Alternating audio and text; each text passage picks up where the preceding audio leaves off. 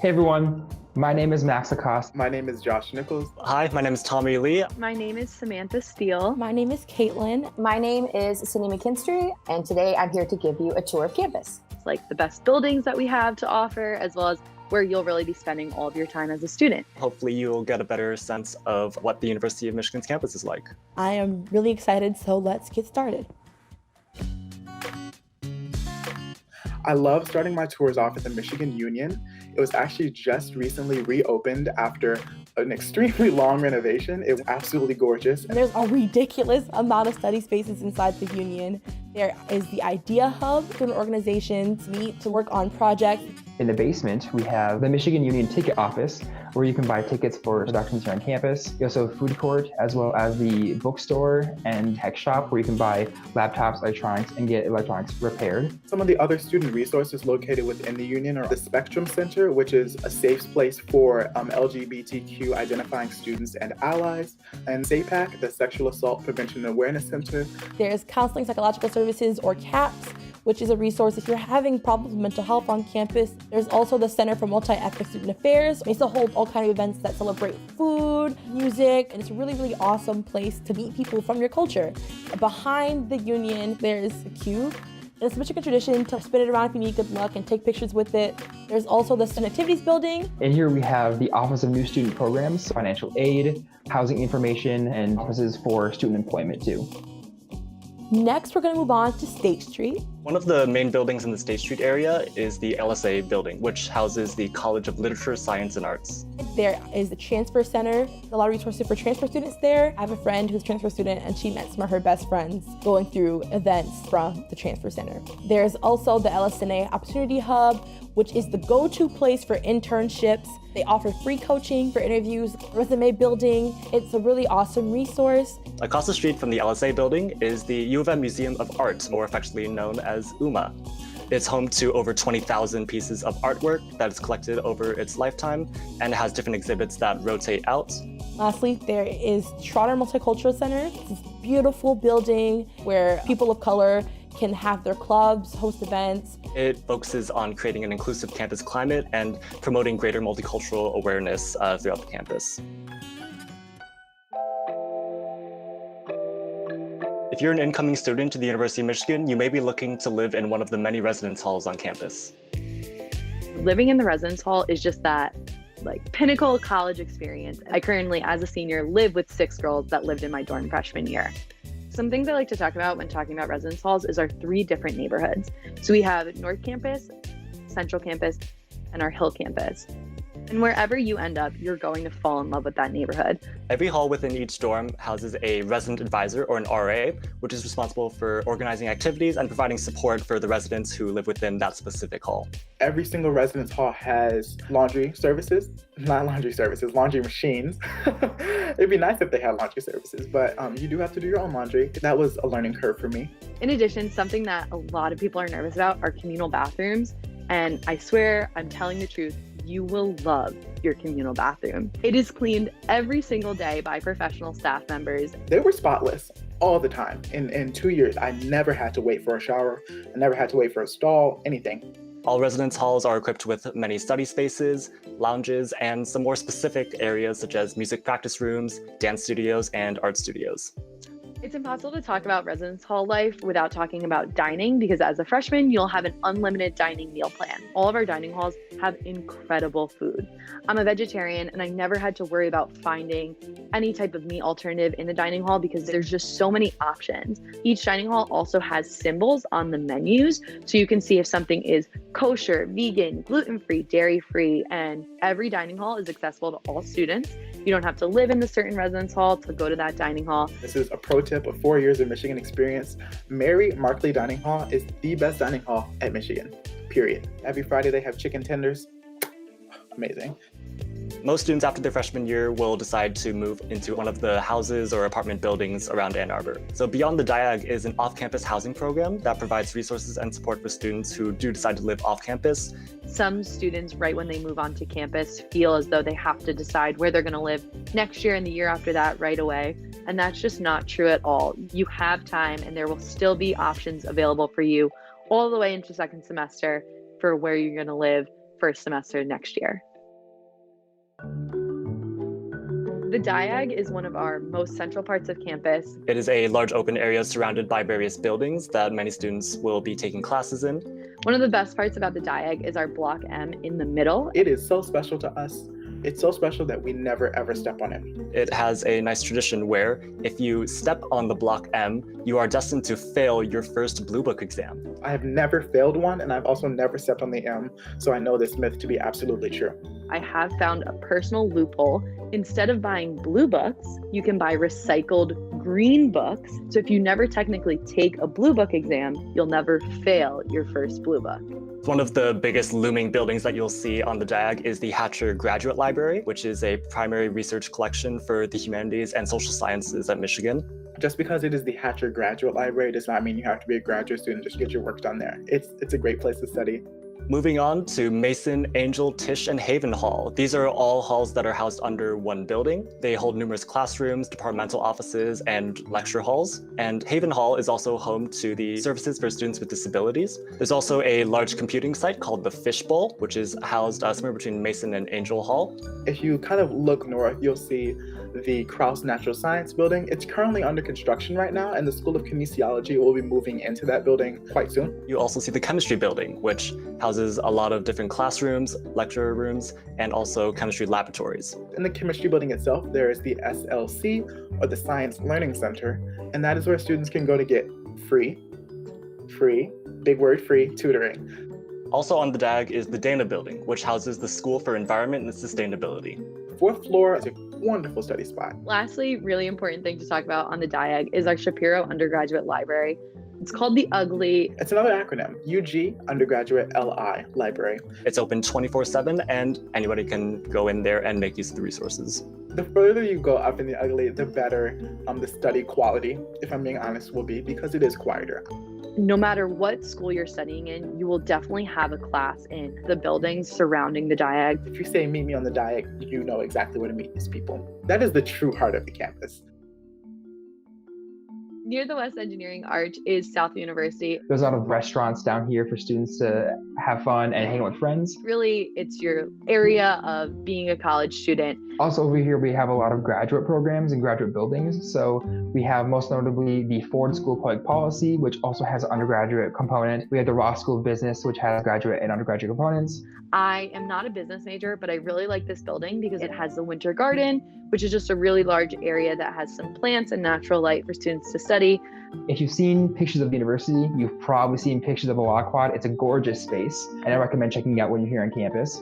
It was one of the first law schools of its time where the buildings were totally enclosed in this quad, and it had residence halls, dining halls, classrooms, and a library. We also have the School of Education and the School of Social Work. And the School of Social Work has an undergraduate minor. All of these buildings and libraries are open to undergrads on campus. And so it never really feels like there's a divide between undergraduates and graduates because everyone is collaborating and working and learning in these same spaces. The Ingalls Mall area is a wide open space that houses a few buildings. We have the Michigan League, which is another one of our student unions here on campus. It has a lot of study spaces and meeting spaces for student orgs. It also houses cafes with rotating food options, a hotel, and the Mendelsohn Theater, which is a theater that many student orgs use to put on performances. We also have the Alumni Association building, where students can get connected with alumni throughout the entire world. You can get 2 free Blue Books from the Alumni Center every semester. And up to 30 free business cards. We have the Rackham Graduate School, and this is primarily a building for graduate students. What's important to know about the Rackham Graduate School is there is a massive auditorium that speakers will come to, student orgs can perform in. From there, next to the Rackham Graduate School is North Quad. It has 2 sections, so there's an academic unit to North Quad and the residential space. North Quad holds the School of Information. It's also home to a lot of resources for students, such as the Sweetland Center for Writing and the Language Resource Center. Just outside the Ingalls Mall area, you can see the Modern Language Building. If you're taking a language class, you will spend time in the MLB. Just south of the MLB is the Burton Memorial Tower. As a student, you can actually play the clock tower, which is really cool. So if you want to do that, there's a class you take, and the only prerequisite to class is to know how to play the piano. It also houses the LSA Music Department and the University Musical Society offices. Also in the North Ingalls Mall is the Hill Auditorium. This is one of the main performing centers on campus. Hill Auditorium holds a special place in my heart because that's where the University of Michigan Men's Glee Club has our biannual concerts. Hill Auditorium is also considered to be acoustically perfect. Quite literally the best sound you can ever hear will be in Hill Auditorium. Also over here, we have a plaque that acknowledges that the Diag area and the North Ingalls area is the first 40 acres that were gifted to the university by Native Americans that held this land. And it's important that as we live, work, and play on these territories, that we pay respect to their elders, both past and present, who have stewarded these lands. In the middle of the Ingalls Mall area is the Thomas Cooley Fountain. So this fountain has a huge campus tradition behind it. When new students come to campus, they walk through the fountain towards the Diag, and then when they graduate, they walk through the fountain towards the Rackham Graduate School, signifying them leaving campus. Typically on an orientation tour, we would walk you through this fountain, but given the circumstances, whenever you get to campus next, make sure that you do this on your own. We have the Northern Central Campus area. So within that, there's full dentistry. It has full dental and orthodontic clinic. You can get free teeth cleanings right here on campus. I've also been told that the dental building looks like a molar from an aerial view. I can't confirm if that's true or not, but I would like to believe that it does look like a molar. In addition, right over there is the BSB, our Biological Science Building. This has a number of labs in it, as well as the Natural History Museums. Check that out. They have like really cool like dinosaur bones and things like that in there. The Natural History Museum, as are all of the other museums on campus, are free to the public and to students. Also the Undergraduate Science Building, or the USB. I've had classes in there before. And it also like is the home of UROP, which is the Undergraduate Research Opportunities Program. If you're in any way interested in getting involved in research, we are the #1 public institution for that. So if you're in the social sciences, humanities, natural sciences, and anything in between, we do have research opportunities here. There's also the Central Campus Classroom Building that will be opening in fall 2021. And that's going to be a really great place for collaborative work environments in the classroom. And now we have the Medical Campus area, which is right in the heart of the Hill neighborhood, actually. We also have the School of Public Health. This, like many other schools, also has a graduate and undergraduate portion, and it's actually ranked 5th nationally. We also have the School of Nursing. School of Nursing was a recently constructed building with access to the 3 large medical centers in the medical campus area. We also have the University Hospital, or Michigan Medicine, but as a student, this isn't where you're going to go get your primary care here. For that, you're going to want to go to University Health Services. And this is a service here on campus that is included in your tuition. University Health Services provides checkups, exams, testing, and various other medical services for students. Aside from the University Hospital, we have various centers such as the Depression Center, the Comprehensive Cancer Center, and also we have the Mott Children's Hospital. And now we're gonna move on up to North Campus. I personally love North Campus because I lived there my freshman year. There are many different residence halls and academic buildings. It basically has a whole second Diag area with a swing set and volleyball courts. In the middle is the Lurie Tower. It also has one of our 3 unions, Pierpont Commons, which has Panda Express and all different eateries, as well as study spaces. Now, this building actually connects to the Duderstadt Center. We as students just call it the Dude for short. My favorite library on campus. They have a lot of different study environments that you can spend your time in, and it's always quiet. There's a cafe that's there. We have the Stamp School of Art and Design. Here, there are a lot of spaces for the art students to work. Also located up on North Campus is the Taubman College of Architecture and Urban Planning. This is actually a fairly new building, and students have their own studio space also here.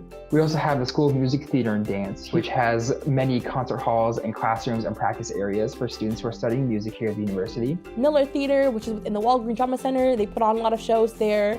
Housed on North Campus is the College of Engineering, which is the 2nd largest college, right behind the College of Literature, Science, and the Arts. There's also the NCRB, which is the North Campus Recreation Building, which is the North Campus Gym.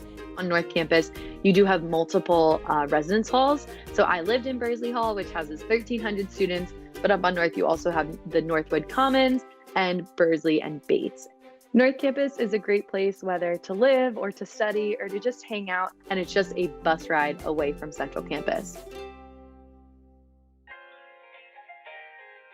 CCTC, or the Central Campus Transit Center, is the Central Campus kind of hub of on and off campus transportation.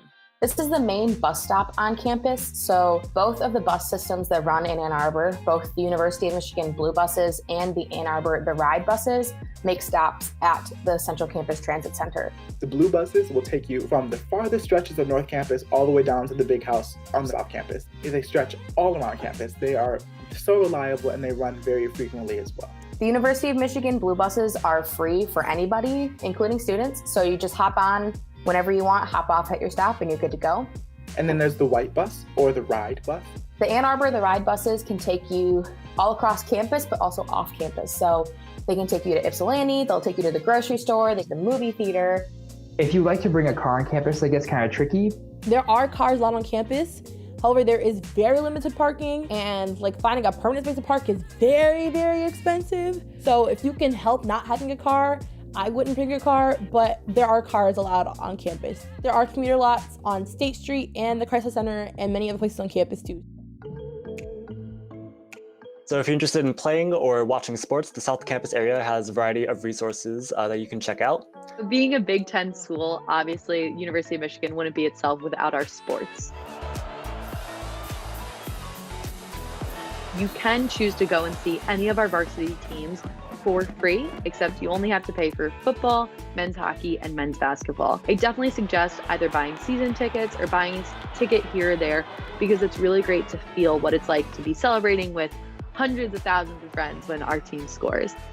If you're not playing at the varsity level, you can easily join one of our club sports teams. Those are right below that varsity level. And then right below that, if you're like me and you're not really a sports person, but you want to play inner tube water polo, you can join an intramural sports team. One of the places you could do so is the intramural sports building. It has a variety of facilities for students to use, such as weight rooms, basketball courts, and a lot more.